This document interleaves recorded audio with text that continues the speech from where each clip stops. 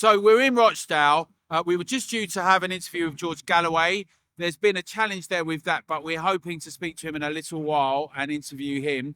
I have been speaking to Azhar Ali. He said he'd speak with us, but now I haven't heard back. But we are just about to go in and see Simon Danczuk. Simon, all three of those candidates who are current candidates, the three leading ones, were previously Labour candidates. It's really fascinating. None of them are now. Simon Danczuk, Reform. We're going to go and have a chat with Simon now. I'm having some coffee to keep me going the day before this election. Important litmus test, I think, for Britain, what's happening in Rochdale. Lots of really key questions. So come on, let's go and have a chat with Simon now.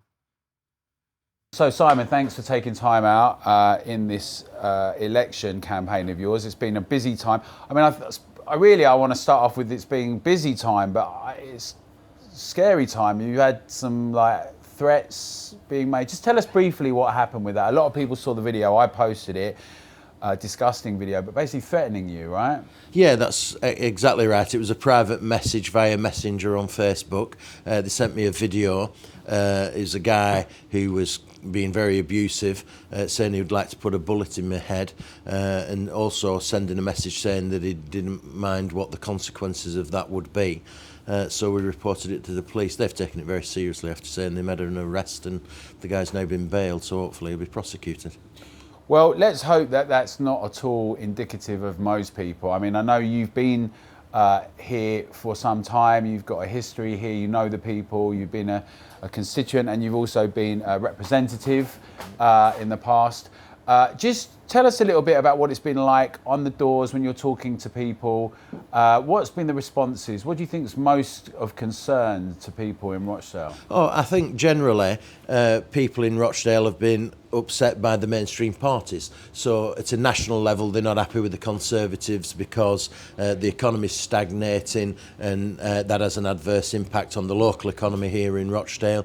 They're upset with the Conservatives because they've failed to tackle illegal immigration, and that's a big issue here because we take a disproportionate number of asylum seekers here in Rochdale.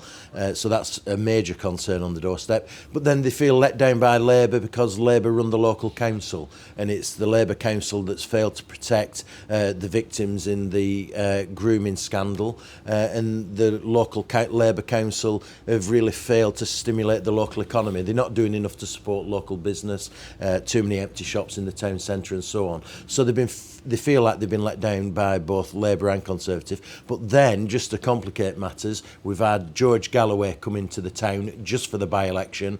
He's talking all about Gaza, trying to get elected on the back of the conflict in Gaza to become a parliamentarian again. It's stirred up lots of division, very divisive, and that's not welcome in the town either, and so people are now concerned about that.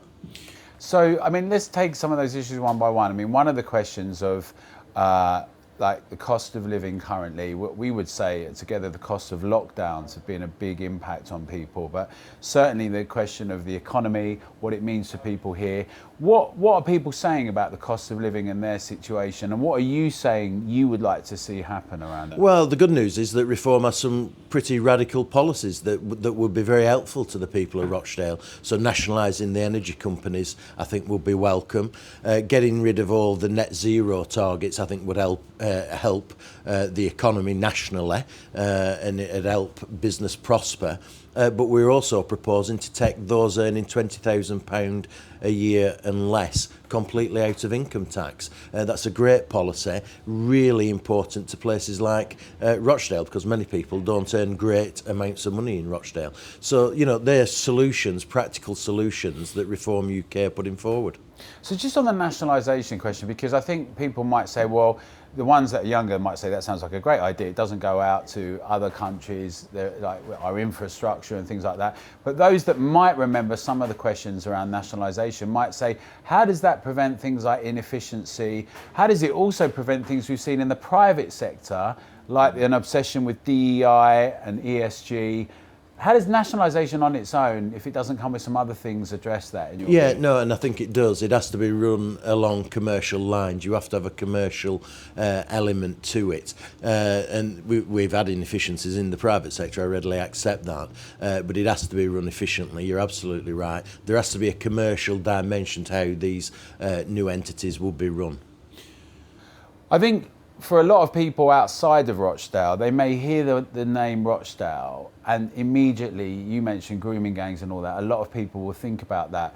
But obviously this constituency, we've been around it today, we've been giving out flyers, we've been talking to people have been lovely and welcoming. It has so many different things going on for it. Where is the situation with that particular issue just currently now? I mean, how much is it still an issue, would you say, for Rochdale? Currently? Well, it is an issue, not least because we've been unable to deport the perpetrators. So when I was the MP, I did all I possibly could to push the Home Office to deport the perpetrators, send them back to Pakistan. And one of the reasons that that's been almost impossible is because of the European Convention on Human Rights. Now, we have a policy of coming out of the European Convention on Human Rights, but these perpetrators have used it to be able to remain in this country. So the reason this remains a live issue in this town is because you've got the perpetrators who've now come out of prison still walking around the streets where the victims live, and that's totally unacceptable. We have to be able to remove perpetrators of these types of crimes, and if possible, if they have dual nationality like many of them did have, return them to their country of origin, and that's not what we've been able to do. So it does mean that this issue remains live, and that's exceptionally unfortunate. People are struggling to move on from it, not least the victims, which must be awful for. We've seen a lot of things happening in terms of the questions of free speech and censorship. And some people get queasy. They say they're for free speech, but then when people say things they don't like, then they're not so much. As a principle, are you in support of free speech for everyone, providing it's legal free speech? Yeah, absolutely, free speech. And, I've been a politician previously, and I'm standing as a candidate now. We get, you get a lot of people saying a lot of things, and you just ride with it. I'm quite happy for people to have a robust debate and discussion about it, as long as it remains legal and sensible. So I'm wholly in favour of free speech, no doubt about that whatsoever. So your background was you were at one point in Labour. A lot of things have happened both with Conservatives and Labour that many people would say they don't uphold the previous views that they were known for. They've kind of moved and shifted. We know that the whole Red Wall experience, 5 million voters went towards Brexit. But just explain, if you would, concisely how your journey has gone from Labour to now Reform. And if you think what that might represent or indicate how other people may see things as well, just give us a little handle on that. Yeah, so I've always described myself as having been traditional Labour, which meant, sticking up for those in work, getting people off benefits and into work. So Labour was the party of work. That's what the name was all about. Now it's the party of walk. It's gone from being the party of work to the party of walk. And that's because you've got a leadership that's David Lammy, Starmer, Miliband, this North London Labour elite who dominate the party, and they've shifted away from basic important issues to more, to less important ones, all about transgender issues, all about Black Lives Matter, taking the knee, minority issues. They're not talking for working people. So they've left me really politically, and my home, the political home I found myself in, and being the party that I recognise, which is more suitable for what I believe in, is Reform. I think they're really refreshing in terms of British politics, and I think they're making a real difference. And it'll be interesting in this by-election because this is a real test. They've been tested in what you might call Conservative seats up until now. Let's see how Reform do in what you might call a red wall seat. I think they're going to do better in this by-election than people might anticipate. And in fact, the three leading candidates, you're all leading, and as you say, it'll be interesting to see what happens on the election day. But Azhar Ali was also Labour. He actually was standing on a Labour ticket, but he's been deselected because of comments. And you mentioned some of the things about George Galloway, and you're saying that things are divisive. It is quite remarkable how much that discussion has had an impact, particularly in the last couple of weeks. I mean, it has over the last few months, but particularly we've seen with Parliament, we've seen with some schools, with MPs saying that it's not just your experience, but others saying they've been threatened.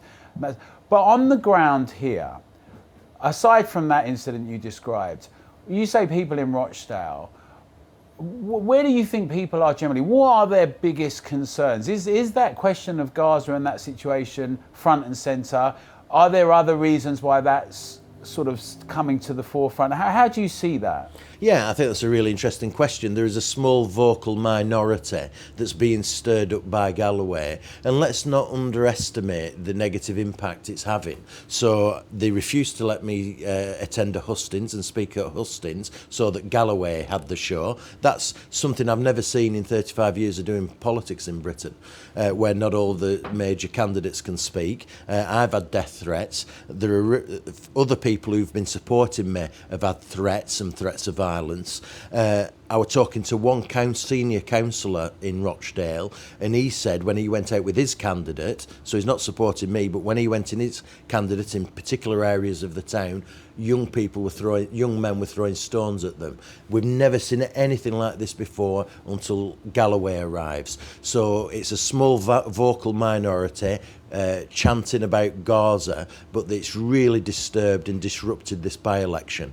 The silent majority, who you were talking about, have no interest in Gaza. They want to talk about the economy, illegal immigration, how do we, improve Rochdale, but they're being pushed out by this small vocal minority. So just on that, I mean, without saying this particular demographic, that constituency that you're talking about with George Galloway, it's between 25 and 30%, really, if you look at the whole of the constituency. One of the things we saw in Wellingborough and Kingswood, and I take the point about the different demographic in terms of previous voting, but was that around 30% came out. And so a significant proportion did not come out.